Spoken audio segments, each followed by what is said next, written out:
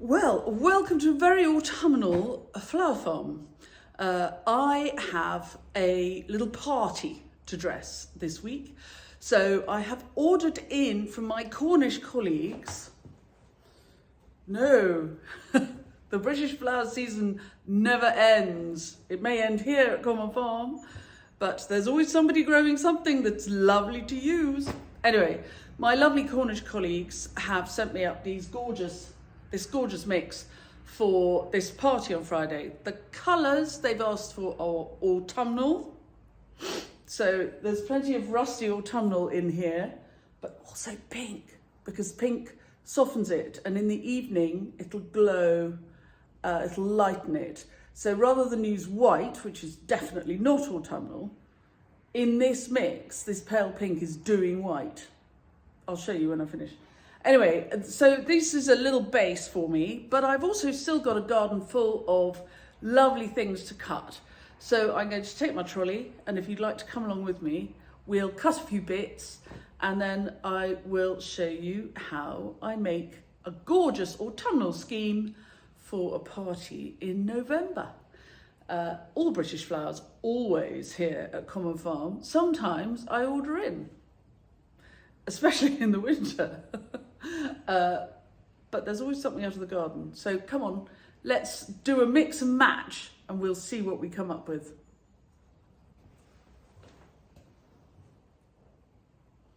So how many stems am I going to cut? Well, it's about a 300 stem cut.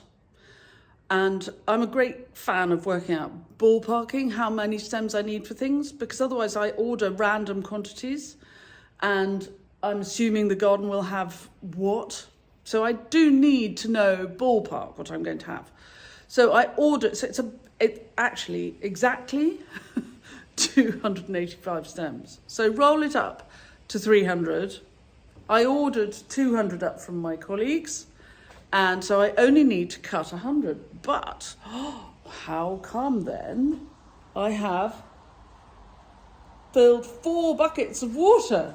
Well, in the autumn, even though so far this morning it's been dry and windy, material from the garden tends to be wet. And if I crowd my buckets, they will possibly bruise each other. So I don't want to do that. But, and I don't really know what I'm going to find. So I've only got 100 stems to cut, but I'm giving myself options because it's my pleasure. I charge a merry fortune for what I do. And so I then give my customers more time, perhaps, and am possibly very generous in return,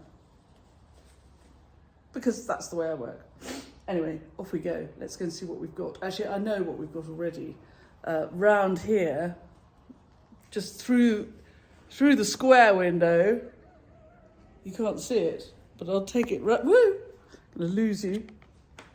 Are this lovely persicaria. You see the red? And I haven't cut any of this all summer, but it was very, very late to flower because of the hot summer, I think. But it's looking good now, so I'm gonna have some of that. Now, what I'm gonna do when I cut, I've got 8 posies and 2 large arrangements to make. So I'm going to slightly remember, I'm going to think of how many stems of each thing I'm going to put in each posy. I'm going to give myself consistency. So if I've only got 3 of something, I'm probably not going to cut it. If I've got at least 8 or possibly 9, 10, 11, 12, 13, 14 of anything, that's the number I'm looking for. It makes it easy for me. And if I'm doing 14 and I've got 100 stems to cut, then 14, 28, 42, 56, 60, 70, 84. It's about 7 varieties that I'm looking to cut 14 stems of. Do you see? And then I can quit, it's quicker.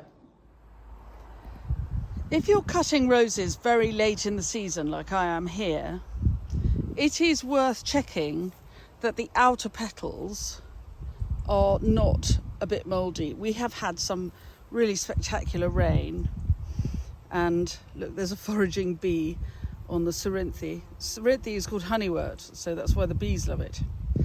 No, it's the bees love it, so it is called honeywort. It's not the other way around. So I'm just checking over my roses before I cut them.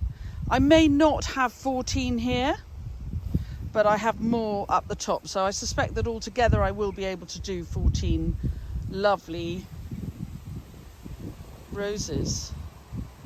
These are rolled dahl, flowering in November. And I'm going to have some of these lovely, you see how these Siberian crab apples are a little bit smaller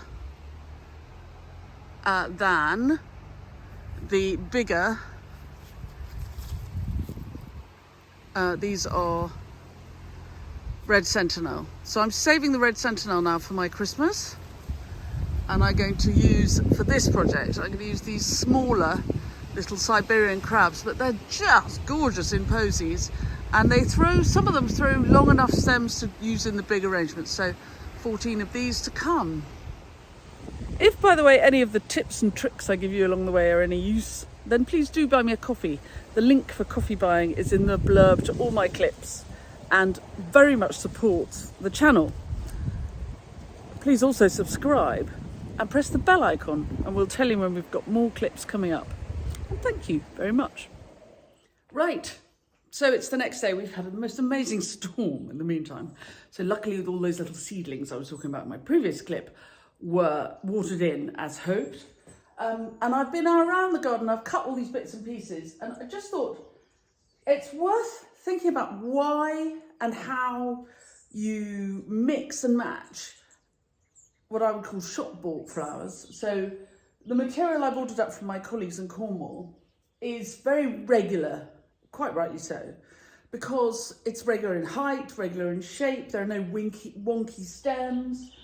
It's very straight, which is good for both the grower and for the florist, because when a florist orders a wrap of snaps, for example, they're going to want a good long stem length, and if the flowers are straight, if they know they're going to get straight flowers, they know they're going to get a basic stem length, then they know what they can work with. And since most florists order from their whoever their supplier is, and the flowers are delivered, most florists do not go to the market and choose. These days, most florists order online, and so they need to kind of know what they're getting. And this is great because it is a good, strong, straight snap. Thank you very much, Paul in Cornwall, for my good, strong, straight snap. However, for the kind of floristry that I do, I'm looking for something that looks a bit more fresh out of the garden. So while all of these, the Canterbury bells, there are lovely Alstroemeria, which sometimes gets a bit of a bad rap because often it's being sold very cheaply at supermarket checkouts or, you know, the garage. But actually, good quality, well-grown, locally grown Alstro is really fantastic. Look at the colour, and it's wonderful quality, and they will last. They really will last and last and last in the vase. So if you're looking for something that can sit in a vase for weeks, then Alstro is your flower of choice. Plus, in my mix, it's very attractive. So I'm happy to have my British grown Alstro, Canterbury bells, the snaps, and these bronze chrysanthemums all have a kind of generic look, which is very attractive in its own way. I'm going to muck it up a bit with all of the flowers that I grow here. And obviously my season officially finishes on the 30th of September. So we're now the 3rd of November. So I'm really just getting what I can out of the garden. I happen to have this honeywort, which is really beautiful, and a lovely sort of silvery green to the leaf. I happen to have some roses, and I've checked them carefully to make sure that they're not mouldy around the edges. There's no botrytis. You know, we've had incredibly wet weather, and while flowers sometimes look really fabulous outside and the garden looks amazing because there are still flowers hanging on, actually often up close they're not good enough for cutting, but these are really, really good. I've got some still hanging on, the leaves just. Physocarpus, both the dark Diablo and the yellower Dark's Gold, which has got a lovely pink edge at this time of year. Grasses, obviously, still doing their thing. I've got the Persicaria that we looked at yesterday, roses. At this time of year, look at your ivy. My ivy is in full flower and I have masses of it. So the bees are working the ivy, and the wasps, oddly, lots of wasps. They're good friends, wasps, in the garden, so don't frighten them, don't fight them off. So there's plenty for me to cut some as well, and soon these will have wonderful black berries on them. The flowers, when they're ripe, when they are finished, turn into wonderful blackberries, which are really useful for Christmas and for the winter. And here's the little crabapple that we looked at yesterday. And I looked at my mix this morning and I just thought I need some silver, so I went out and got some brachioglottis. So that's my mix, and it's going to make 8 posies and 2 large arrangements for a family party in November. What a pleasure. Let's play. I'm going to do the big 2 arrangements first because they use the taller material, and then I can use all the little bits to make 8 posies, which are going to go down the table. And I'll show you what they look like as I go. You see how the pink is not too pink. The client has asked for autumnal colours, and the pink in the summer would be very pink, but with this it just softens the autumnal colours a bit. It's a pretty mix, I think. If I'm going to make a matching pair of anything, I just put the 2 containers next door to each other and I just work 1, 2, 1, 2, 1, 2, same material. Obviously they don't always look the same because the material might be different lengths or different heights or different weight, but pretty much they come together quite nicely. So as always, I'll start with the foliage. Did you see I did a foliage only 30 stem challenge last week on YouTube? And you could there's still time to have a go. The leaves are coming off the trees at speed. But I was thinking, an arrangement of foliage in a vase, really simply like that, is so charming. I would happily stop at this stage. Obviously I won't, because my client has not asked for simple foliage arrangements. But, you know, if I'm just going to add a little bit of grass at this stage. I love the grass at this time of year. When you're cutting grass, do make sure that you cut the leaves as well. Even though they're kind of twisting themselves away with dryness, I think they're great with lovely interest. So I'm going to tuck a bit of grass in here. Each piece, I'm just doing 3 of everything. 1, 2, 3. Simple, simple, simple. Because life is short. The other thing that you could think of is making sure that the vase is clean. Can you see where the stems are going in the vases? I've made sure that all the foliage, the stems are absolutely clean as a whistle, because otherwise often what happens is the dead foliage in the water rots, and that will make the flowers go over more quickly and will look horrible and it'll smell. None of which we need, thank you very much. So one more piece of grass in there. And I think we're ready to add some flowers. And I'm literally going to go blonk, blonk, blonk, blonk, blonk, blonk, blonk, blonk, blonk. I'm doing 3 of each till I'm finished. Let's see what it looks like when I'm done. Sorry, one more thing before I put the flowers in. You can also see that I've made a sort of crisscross with the stems of the foliage in the vases, and that will support. So this, I always do foam-free floristry. I have been as guilty as the next person of using large quantities of floral foam in my time. Back in the day, I always thought, well, because I'm specifically British grown, and I was always going to be locally grown flowers, that made up for the foam. I'm lazy, really very lazy at heart.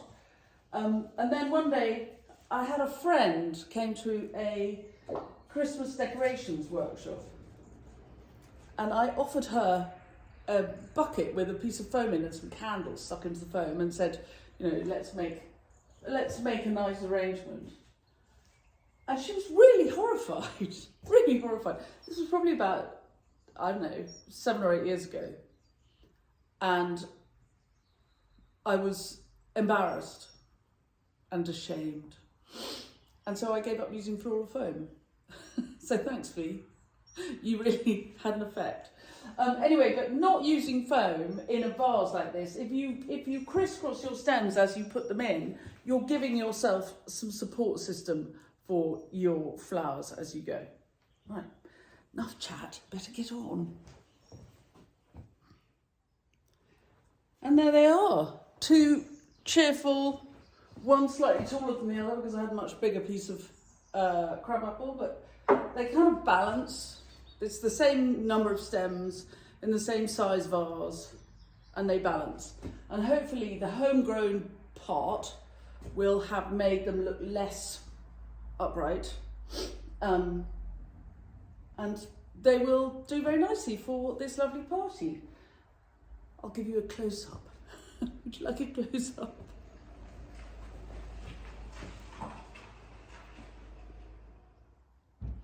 There. I set myself. I think they're very attractive. The big blue tray that you keep seeing out of the corner of your eye is the pile of trays with dahlias, which I am still digging up. Nearly there. So this is my client who likes to have a ribbon around their jars. So I'm going to do the ribbon before I make the posies. It's just fiddly otherwise. Time saving. I like it. I think it's very pretty. I like this bronze colour, don't you? And there's the first of the posies. I'm making them quite fat, and I'm starting off always with the foliage in the middle, and then it kind of works its way around. They are 23 stems each, and they won't all be the same, but they'll have a kind of feel of being the same. And as usual, I'm tying them up with raffia. Of course, you can make posies in the same way that I've made the vases, the big vases. But this way, thinking of the staff, it's easy for the housekeeper to take the posy out of the vase, chuck the water, rinse it out and put fresh water in. And of course, if you keep the water fresh in jam jar posies, look, I'll show you.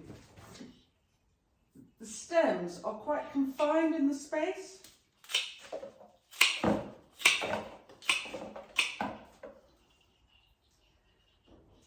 Very important you keep the stems clean,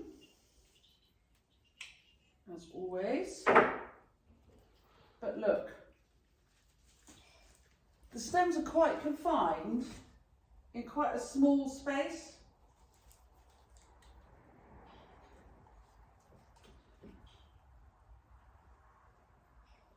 So they will drink up that water quite quickly, but also that water is going to go dirty more quickly because it's just, there's not very much of it. So as they drink it and the water yellows, they're going to need refreshing. And so by tying them up like that, it makes it easy for the housekeeper to do it. Because, you know, why not make it easy for the housekeeper to do it? It's pretty, isn't it? Very autumnal. Autumn. I love filming like this because it means I can see them from all the way around. Of course, most posies, these will be looked at mostly from above because they're going to be on the table at dinner. They'll look very nice. Right, and there we have them. 8 posies made, 2 larger arrangements, and we're all done. Time for lunch. If you've enjoyed this clip or you're new to the channel, welcome. Please do subscribe to the channel. Press the bell icon and we'll tell you when we've got more clips coming up.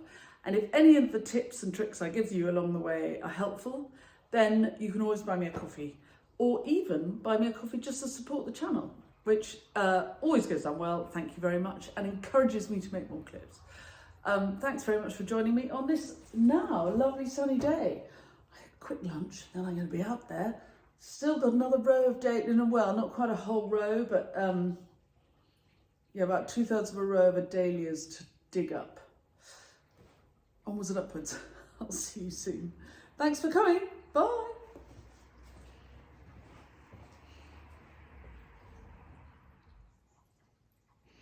Lovely colours, aren't they?